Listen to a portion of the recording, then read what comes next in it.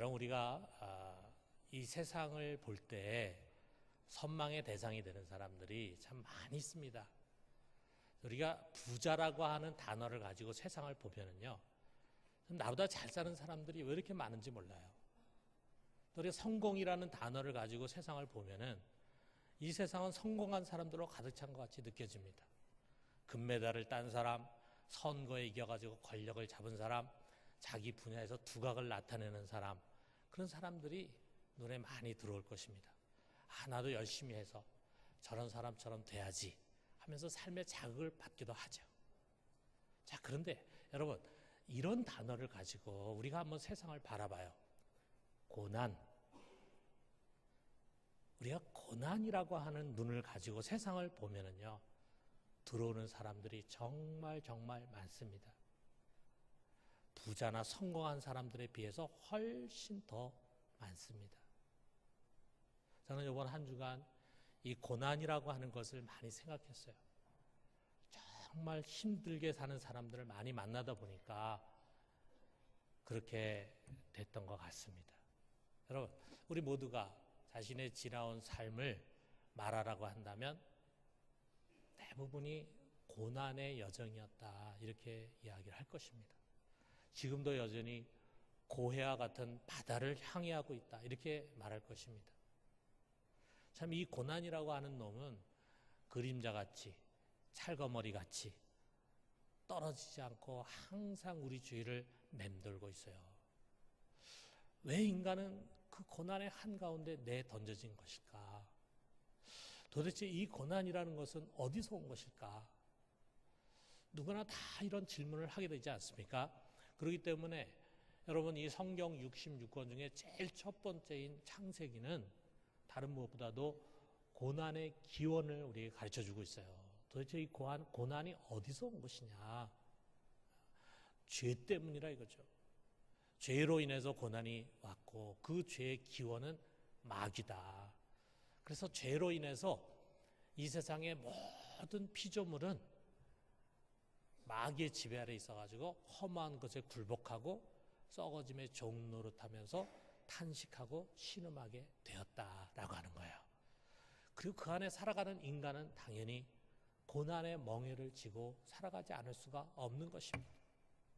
자, 그런 점에서 어떻게 보면요, 우리 모든 인류는 고난의 동역자라고 할 수 있어요. 우리 고난의 종류는 사람마다 다 다르지만 너나 할 것 없이 모두가 다 고난 중에서 살아갑니다. 그래서 서로 같이 대화할 때 고난을 나누게 되면은요, 그렇게 반가울 수가 없어요. 나만 힘들게 사는 것이 아니구나. 저 사람도 힘든 일들이 많이 있구나. 이 사람은 이런 고민, 저 사람은 저런 고민. 우리 모두가 어떻게 보면은 다를 것이 없구나. 자, 이렇게 고난을 나누다 보면은 우리가 고난의 동역자다라고 하는 동역의식을 갖게 되고, 그러다 보면 이상하게 그것이 우리에게 큰 위로가 됩니다. 그리고 그 고난의 짐을 함께 나눠주고 싶은 그런 생각을 갖게 돼요. 이게 바로 긍휼의 마음입니다. 자, 얼마나 힘들까? 얼마나 아플까? 내가 어떻게 하면 조금이라도 도와줄 수 있을까? 그런 마음이 우리들 속에 일어나게 됩니다. 그래서 세상을 보면은요, 고난을 야기하는 일들도 끊임없이 일어나지만 그 고난을 싸매고 치유하려고 하는 사람들도 수없이 일어나요. 자기의 재물을 나눠주려고 하는 사람, 또 고난 당한 사람을 직접 찾아가서 그들을 돕고 위로해 주는 사람, 또 고난 당한 사람을 따뜻하게 영접해 주는 사람, 이런 긍휼의 사람들이 많습니다. 그 긍휼의 마음이야말로 우리 긍휼의 하나님이 본래 우리 인간 속에 부어주신 마음이에요. 그렇기 때문에 종교라든지 인종이라든지 이것을 다 초월해서 이 세상에는 정말 긍휼의 마음을 가진 사람들이 많이 있습니다. 하나님은 그런 긍휼의 사람들을 통해서 고난을 당한 사람들을 간접적으로 구원해 주시고 또 도와주시고 위로해 주시는 것입니다. 특별히 여러분, 우리 하나님을 믿는 신앙인들이야말로 더욱이 이런 긍휼의 도구가 돼야 합니다.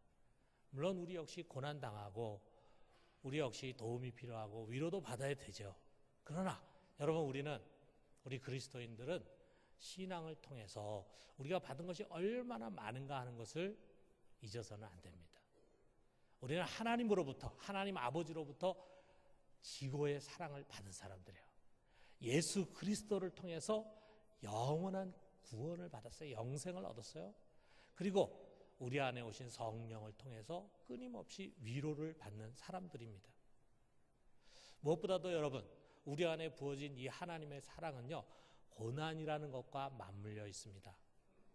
하나님의 사랑은 저 높은 영광의 보좌에 앉으셔가지고 자기가 갖고 있는 것 중에 좋은 것을 우리에게 이렇게 던져주시고 베풀어 주시는 그런 긍휼이 아니에요. 하나님이 친히 그 영광의 보좌에서 내려오셔서 우리 사람과 같은 몸을 가지고 종의 형체를 가지고 이 세상에 오셨습니다. 고난 중에 태어나시고 고난 가운데 사시고 그리고 마지막에 고난 중에 죽으셨습니다. 여러분, 그가 어떻게 태어났는지 잘 알잖아요. 그 당시 세계를 지배한 로마 제국의 식민지 저쪽 변방에 있는 아주 작은 나라 유대 땅의 베들레헴에서 가난한 부모 아래서 태어났어요. 그 태어난 것도 우리가 성탄절이 되면은 우리가 다시 반복해서 들었기 때문에 잘 아실 거예요. 마구간에서 태어나지 않았습니까? 그를 뉘을 만한 곳이 없어가지고 어디 뉘었습니까? 말 먹이통, 말 구유를 닦아가지고 거기에 아기 예수님이 처음 눕게 됐어요. 어떻게 보면 정말 비참한 탄생이죠. 우리 중에 이런 비참한 탄생을 경험한 사람이 누가 있겠어요? 자, 그뿐만이 아닙니다. 태어나자마자 그것을 지배하던 헤로드 왕이 동방박사의 이야기를 듣고는 그 베들레헴 인근에 2살 아래 아이들을 다 잔인하게 살해합니다. 그래서 그걸 피해가지고 애굽으로, 이집트로 피난을 갔습니다. 그러니까 예수님의 첫 번째 인생 여정은 바로 난민이었어요. 난민. 여러분, 이집트에 가면은 아기 예수가 난민으로 머무른 교회가 있어요. 어떤 난민교회라고 하기도 하고 마리아 기념교회라고 부릅니다. 자, 아마 우리가 생각할 때 애를 낳았으면은 적어도 한 2달, 3달은 쉬어야 되잖아요. 우리 여자분들. 우리 성경에도 보면은 여자가 애를 낳은 다음에 피가 정결하게 되려면 한 2달 정도가 있어야 된다. 2달 정도가 돼야 몸이 회복되는데 이 마리아는 여행 중에 애를 낳고 그런 다음에 또 낯선 난민으로 애굽으로 피난을 가서 얼마나 힘들었겠어요. 아마 그래서 그녀의 이름을 이렇게 붙였는지 모르겠어요. 그리고 예수님은 이 유대 땅에서도 가장 가난한 사람들이 사는 사마리아 위쪽의 갈릴리, 거기서 나사렛이라고 하는 곳에서 목수였던 아버지 요셉을 따라서 그도 역시 어려서부터 목수일을 돕고 나중에 아버지가 죽은 다음에 그 목수일을 이어받아가지고 목수의 노동을 하면서 사는 가난한 사람으로 살았습니다. 그리고 이제 성년이 돼서 대략 30세 정도 되었을 때 3년간의 공생애를 가지면서 사역을 하셨는데 가는 곳곳마다 그 사회를 지배하고 있는 힘 있는 유대인들로부터 온갖 비방과 협박과 그 다음에 거짓 모함을 받아야 했습니다. 그리고 이제 마지막에 그들에게 붙잡혀서 갖은 수욕을 다 겪고 빌라도 총독에게 넘겨졌어요. 빌라도 총독은 그의 부하들을 시켜가지고 그에게 아주 심한 채찍질을 하게 하고 그리고 마지막에 그를 십자가형으로 언도를 했습니다. 자, 오늘 우리가 읽은 성경은요, 이 최종 판결을 받은 죄수로서 그가 겪어야 했던 고난을 말해줍니다. 십자가형을 받은 죄수를 로마 군인들이 인격적으로 대하겠어요? 가장 악질적인 죄수들이 십자가형에 처해지는데, 그러니까 이 예수를 놓고는 온갖 희롱을 다 하는 거죠. 그를 모욕하고 경멸하면서 그를 괴롭히는데 예수님은 그런 괴롭힘을 묵묵히 감당하셨습니다. 그리고 희롱을 다 받은 뒤에 주님은 십자가를 지고 비아돌로로사, 슬픔의 길을 따라서 해골의 곳이라고 부르는 골고다 언덕으로 올라가는데 너무 무거워가지고 너무 힘이 없어 쓰러지면은 또 로마 군인이 채찍질합니다. 그러면 또 다시 일어나서 그 십자가를 붙들고 올라가다가 또 쓰러지는데, 로마 군인이 보니까 이거 도저히 때려가지고 일어날 수 있는 상황이 아니라, 그러니까 막 거기 지나가고 있는 사람 하나를 붙잡았는데 그 사람이 구레네라고 하는 곳에서 온 시몬이었어요. 그래서 그 사람에게 억지로 예수님과 함께 십자가를 지고 골고다 언덕까지 올라가게 합니다. 자, 거기에서 십자가를 내려놓고 그 위에 예수님이 누우시고 두 손과 두 발이 못이 박혔어요. 그리고 그 십자가를 높이 세웁니다. 그때가 약 3시 정도 됐다. 우리 시간으로 오전 9시에 매달렸어요. 그리고 거기서 6시간 동안을 그 십자가에 매달려서 고통을 참고 또 참고 참으셨습니다. 그러는 사이에 그 아래에서는요, 군인들이 예수님의 옷을 서로 나눠 갖자 해가지고 제비 뽑기를 합니다. 예수님을 조롱하는 거죠. 그리고 유대인들은 머리를 흔들면서 예수님을 온갖 욕과 모욕으로 또한 모욕했어요. 여러분, 우리가 여기 보니까, 이 성경을 보니까 그 옆에 달린 죄수들조차도 예수를 욕했다. 그의 곁에는 아무도 없었습니다. 모든 사람들이 다 그를 공격하고 그를 미워하고 그를 죽이려고 하고 그를 괴롭히려고 하는 사람들로 가득 차 있는 가운데 예수님이 6시간 동안 십자가에 매달려 있었습니다. 12시 대낮에 갑자기 온 세상이 깜깜하게 어두워졌어요. 그러더니 오후 3시가 됐을 때 34절에 보니까 제9시에 예수께서 크게 소리 지르시되 엘리 엘리 라마 사박다니 하시니, 이를 번역하면 나의 하나님 나의 하나님 어찌하여 나를 버리셨나이까 하는 뜻이라. 제자들이 그를 버렸습니다. 사람들이 그를 버렸습니다. 다 그를 버렸어요. 그런데 마지막으로 하나님도 그를 버리셨어요. 그는 한 번도 하나님과 분리한 적이 없는데 하나님도 버림을 받는 거예요.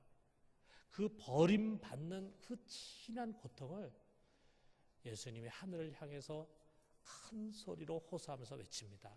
그리고 난 다음에 다 이루었다 말씀하시고 마지막으로 고개를 드시고 아버지여 내 영혼을 아버지 손에 부탁하나이다, 이렇게 크게 소리를 지르시고 죽으셨습니다. 여러분, 우리가 예수님의 삶의 여정을 돌아볼 때 고난이라는 단어를 빼면 남는 것이 무엇이 있습니까?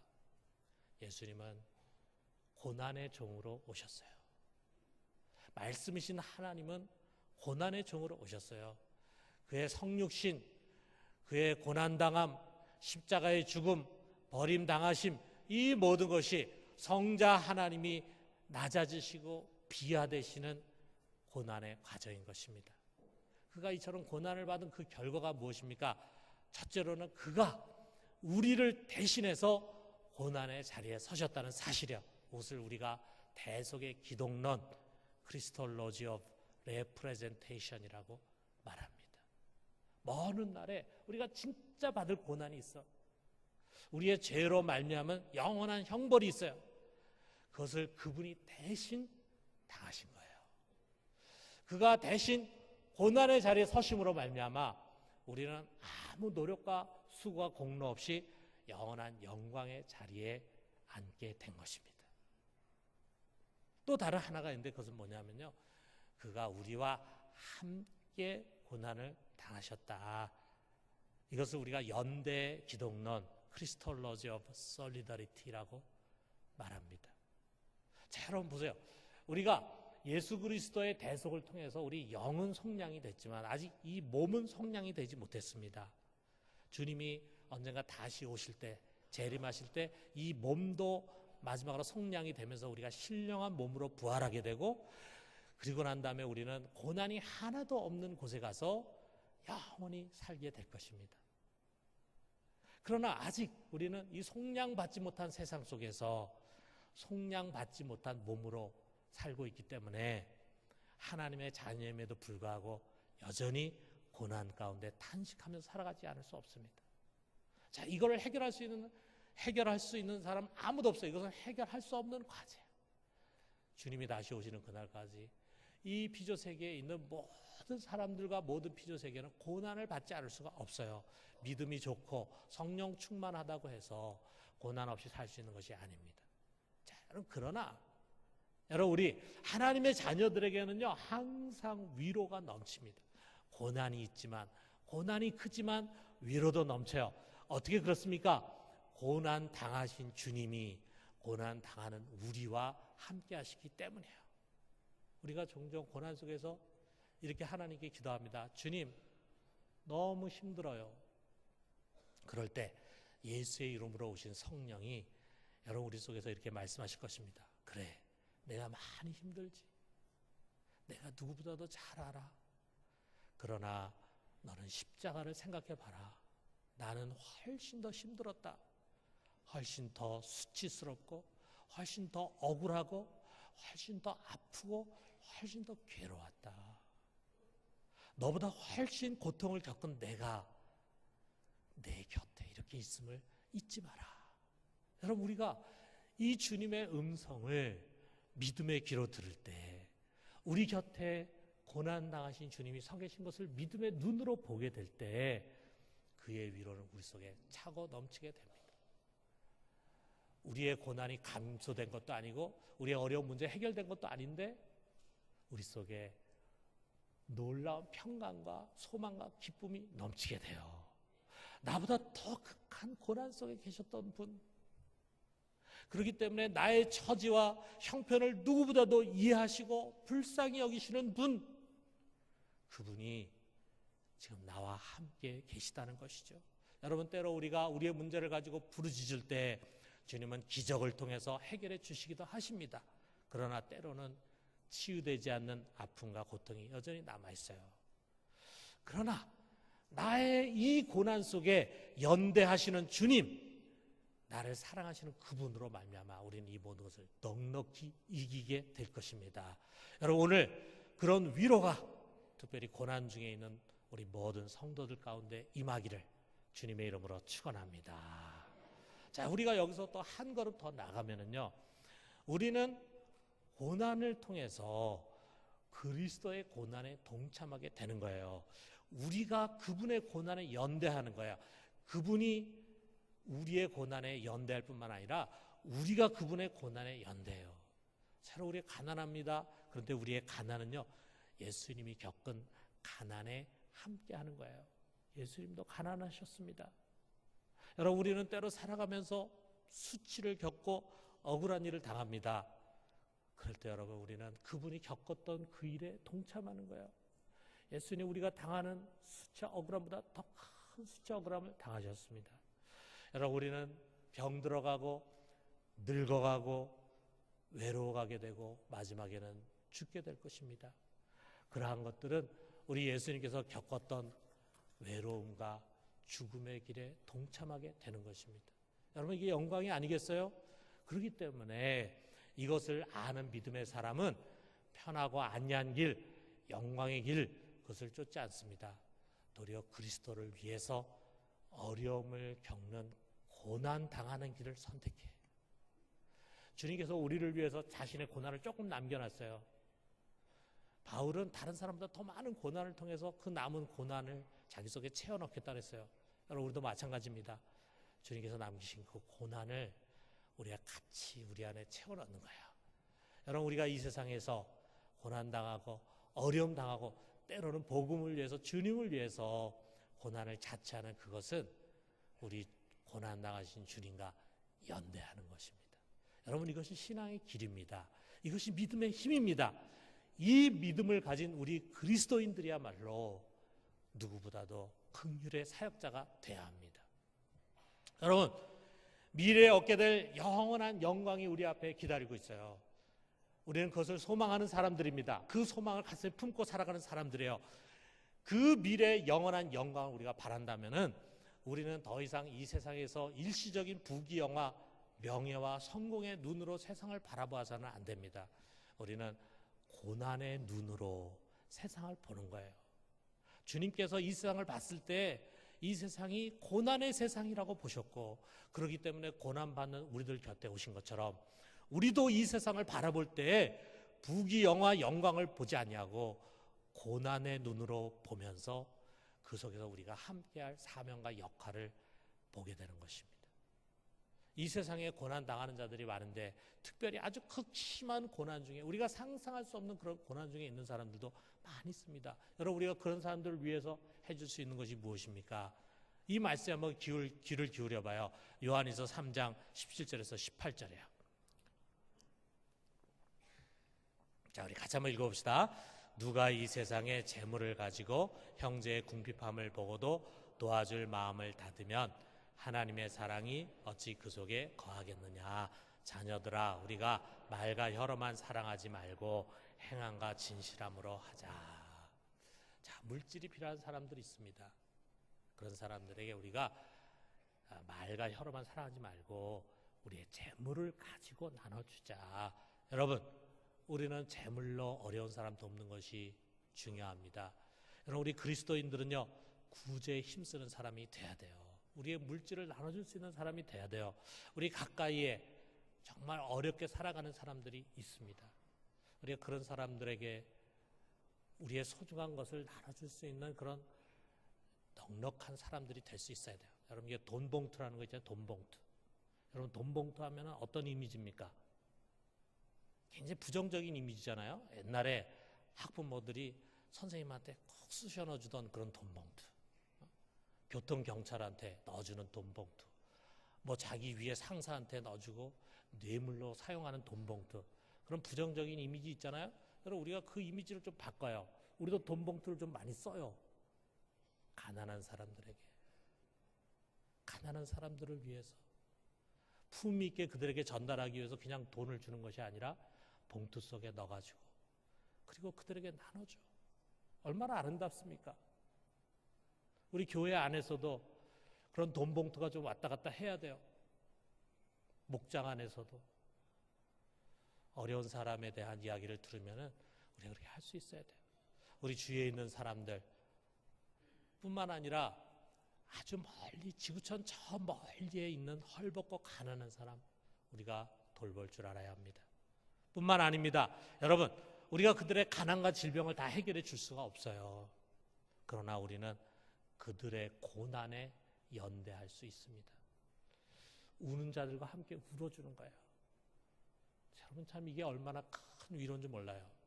우는 사람에게 물론 재물을 주고 돈을 주고 해서 그에게 마음을 달래줄 수 있을 수도 있겠지만 우는 사람의 가장 큰 위로는 같이 울어주는 것입니다. 그들의 아픔을 이해하고 손을 내밀고 그들 곁으로 다가가서 내가 당신 곁에 있다. 당신 혼자 아니다. 이렇게 말해주는 거예요. 여러분, 이것이 더욱 소중한 우리의 사역입니다. 이번에 우리 교우들과 함께 해외 봉사를 간 것이 바로 그것이에요. 그것은 우리가 대놓고 복음을 전할 수 있는 그런 것이 아니었습니다. 또 우리가 며칠, 우리가 사역한 날짜로 치면은 한 3, 4일밖에 안 되는데 며칠 동안 우리가 한 그 일이 무슨 큰 일도 아니에요. 경제성을 가지고 계산한다면 매우 비경제적인 일을 우리가 했다고 할 수 있어요. 누군가 거기 가서 그 정도 일을 하려고 그 많은 돈을 써? 그건 낭비야. 이렇게 생각할 수도 있을 것입니다. 그러나 우리가 간 목적은 다른 것이 아닙니다. 많은 고난을 당하고 있는 사람들을 위로하기 위해서 간 거예요. 아마 그 나라 사람들이 때문에 오라고 했다면 우리가 안 갔을지도 몰라요. 근데 그 나라 안에서 제대로 돌봄을 받지 못하고 있는 소수 민족들입니다. 외국인들은 이런 소수 민족과 접촉을 할 수가 없어요. 그래서 철저히 차단합니다. 그런데 감사하게도 우리가 그들을 공개적으로 만나고 그리고 도와주고 섬길 수 있는 그런 기회가 주어졌어요. 우리는 이것을 하나님이 주신 기회라고 생각하고 순종하면서 갔을 뿐입니다. 거기서 우리 의료진들이 여러 사람 갔는데 많은 환자들을 돌봐줬습니다. 그 외의 분들은 어린이와 학생들을 대상으로 같이 놀아주고 공연도 하고 그리고 또 그들이 하는 공연을 우리 경청하면서 박수도 쳐주고 그래서 하나가 돼서 좋은 시간을 가졌어요. 우리가 하고 난 다음에 평가를 해보면은 별거 아닌 걸 한 것 같아.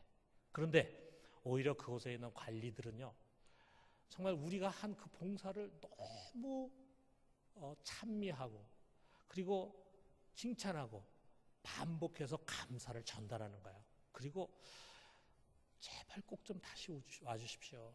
여기에 이 소수민족만 있는 것이 아니라 여기에 여러 소수민족들이 그들이 다 열악합니다. 제발 다음에 또 와서 의료도 해주시고 도와주십시오. 라고 하는 것을 수도 없이 반복하며 당부했습니다.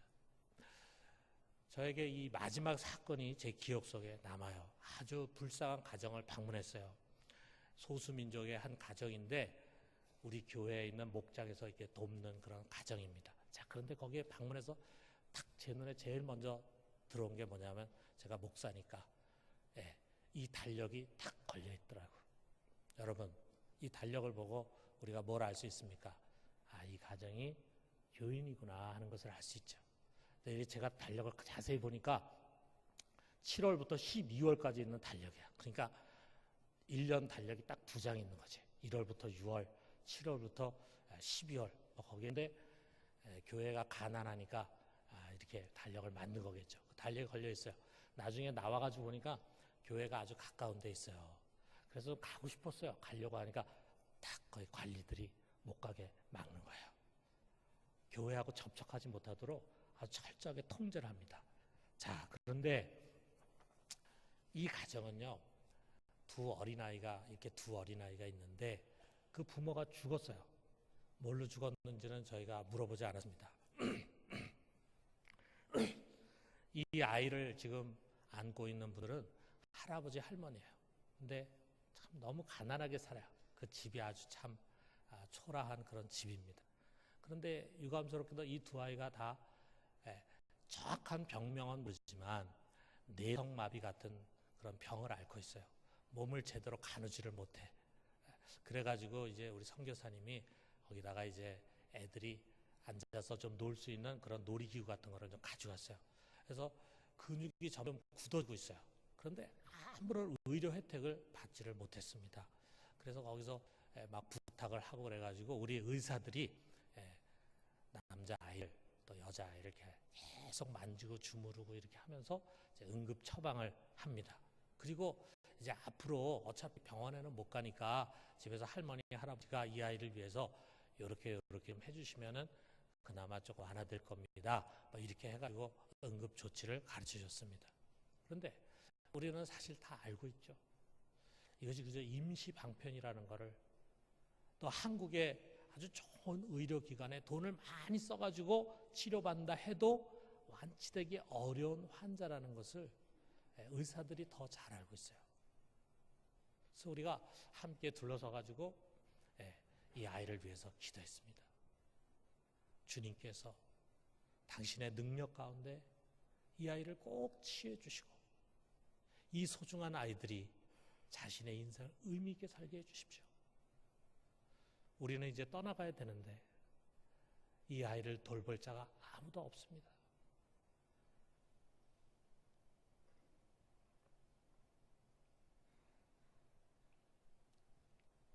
오직 주님만이 이 아이의 보호자 되십니다. 그러면서 제가 생각을 했어요. 우리가 할 수 있는 가장 소중한 것은 다른 무엇이 아니라 바로 이것이다. 고난받는 이들과 함께하는 것이다. 이 집에요, 의사가 처음 방문했어요. 한 번도 병원에 간 적도 없고 의사의 진료를 받아본 적도 없어요.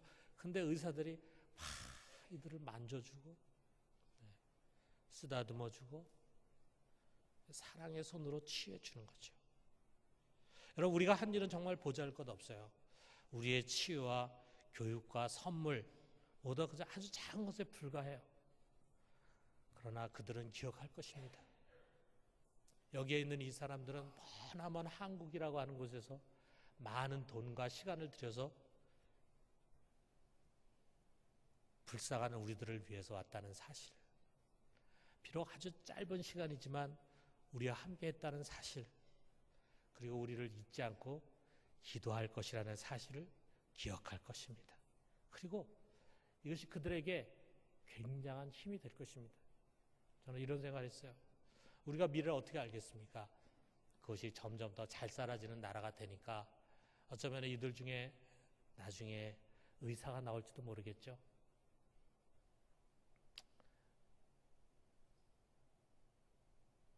그러면은 그 의사는 아마도 긍휼의 사역을 하는 의사가 될 것이다. 왜? 자기가 어렸을 때 알지 못하는 나라에서 의사들이 와서 자기들을 치료해주고 자기들의 친구가 되고